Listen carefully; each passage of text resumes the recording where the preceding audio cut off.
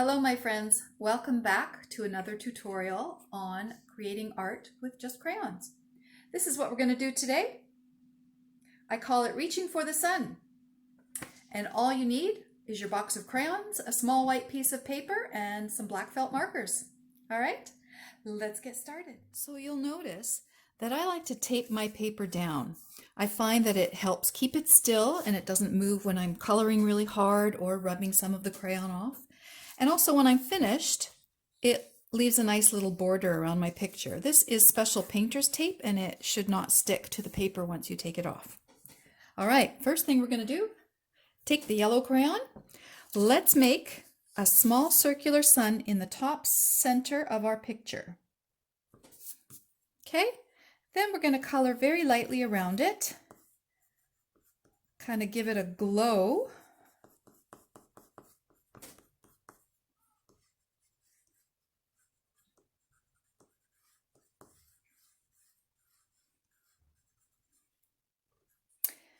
Then I'm going to color this way from the sun so that the glow is kind of moving outwards. I'm still pressing fairly lightly because I will be pressing harder later. I'm keeping the very center of my sun white. Now we're going to make some long sunbeams or sun rays. I'm going to make like an A. There's a line, and I'm going to bring my crayon to the center, to the top, where that line started, and come down. And it kind of looks a bit like an A. And then I'm going to color that very lightly. I'm going to make another one, and color that lightly. Another one.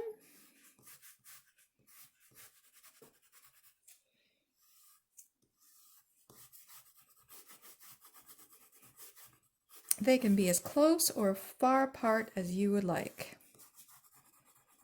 You are the artist. You decide what you want to do.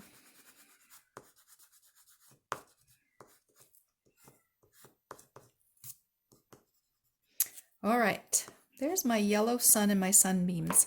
I'm going to take orange next because the sun is hot and it's got fire in it. So I like to make my fire, whenever I color it, parts yellow, orange, and red. So I'm pressing very lightly. I'm not going very heavily. And I'm going to go over all the same thing I just did with the yellow.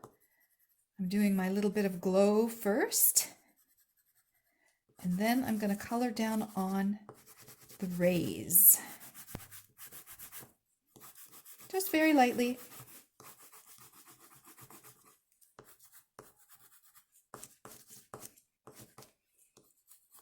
Now I'm going to take maybe pink.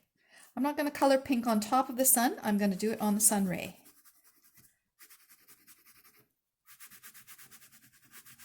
If you don't have pink, you can do red. Press lightly. I'm going to do the red next. I am pressing lightly with the red.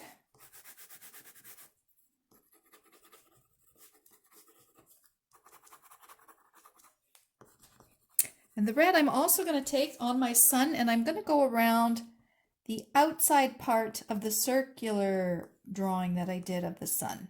Not the little rays coming down. I'm going in a circular motion around the perimeter of the sun. Okay, and then I'm going to color very lightly those little glowing rays that we did around it. Now, I am going to go back with my yellow and I'm going to press harder on the sun because I want to blend these colors. I'm still not going into the middle of my sun. I am going to keep that white. But I'm pressing harder around and I'm blending the orange, the yellow, and the reds.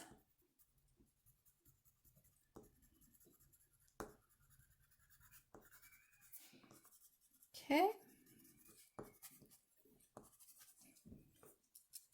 Kind of looks like a sunflower, doesn't it?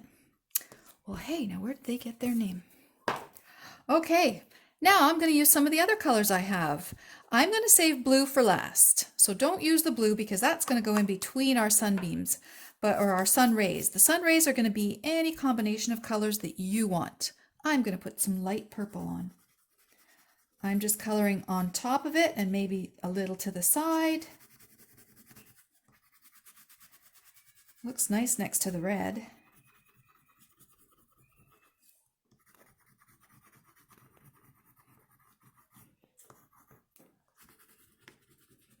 I'm going to use a darker purple too.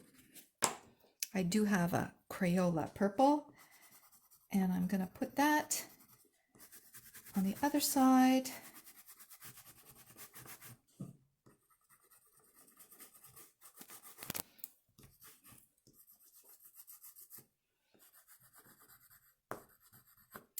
Because this is art, and most things go when you just want to be creative.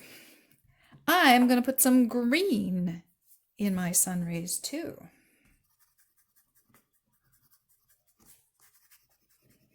This is an interesting green I have.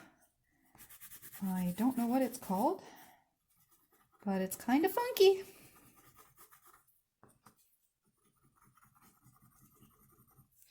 You'll notice we're not using black or brown because those are kind of, while they are earthy colors, they wouldn't really go well with this combination because it might just make everything look like mud.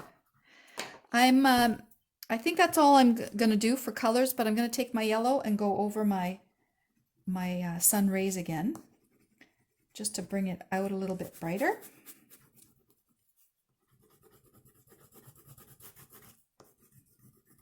I think I need a little more orange in there. What do you think? Now, I've said this in some of my other tutorials. I like to just sometimes step back and look at it from a bit of a distance, and you might be able to see something and say, hey, this needs more orange here or more red here. That's interesting. It's a waxy buildup. Okay, from here, I'm going to take a light blue and I'm going to color in between. I'm not going to press too hard. I'm just going to cover all the white spot. The only white in our crayon piece of art here is going to be in the middle of the sun. We're going to cover up all the other white.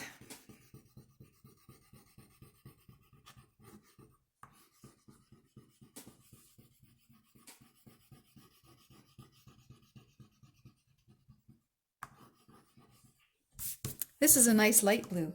Maybe you would like a darker blue or an even lighter blue. Some boxes of crayons have lots of different shades of the same color, and some are more limited and you don't get a lot of choices. But they have all the main colors. Okay, and there we are. Let's see, what color do I want in here? Red. I need some more red in here. That's a bed. Okay, look at your picture. Does it need anything else before we add the trees? Does it look good? Are you happy with it? Okay, now take your black felt. Remember, if you have a couple of them on hand, that's good, because one might get tired and quit on you, and then you'll need another one. So I'm going to start with this one. Now here's where our perspective drawing comes in. This is like we are standing in a forest and we are surrounded by trees. We're looking up through the trees and we see the sun. So the sun is right up above us. We see the rays coming out from the sun, and the trees are all around us, but they're kind of at an angle. Some are shorter, some are longer. As they get farther away from us, they look shorter. And I'm going to do this one with just little lines like this. But you can see my lines are shorter at the top, and as I come down more, they're getting longer because the tree is bigger as it gets to the ground, right? Does that make sense? So this looks like the trees are reaching. Now trees are beautiful and they're perfect in their own way, but the branches are not always perfectly the same length on both sides. So don't worry about making it perfectly symmetrical. Look at this one. Woo! Okay, I'm giving this one a rest. He says, I need a break. I'm going to try a different kind of tree. Maybe, have you heard of the zigzag? This way, this way, this way, this way. I'm just going back and forth, zigzag, zigzag. Then I'm going to do it on the other side.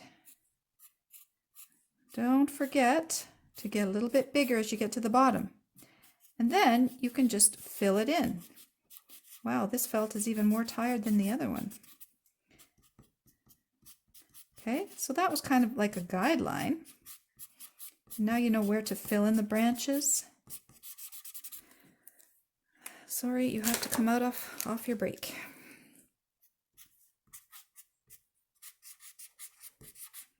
Okay.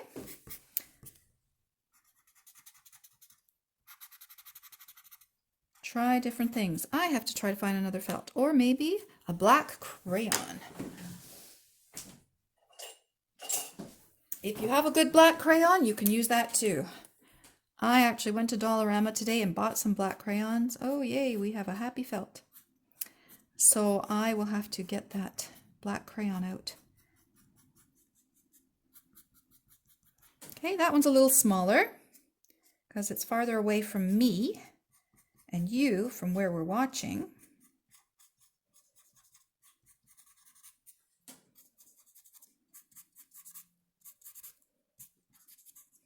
See, I did a lot of the zigzaggy kind of trees like this one on this, but my felt marker was a lot happier then.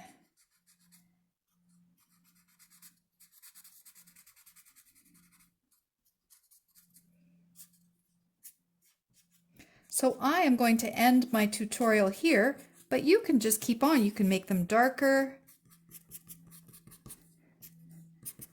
You can try different kinds of trees.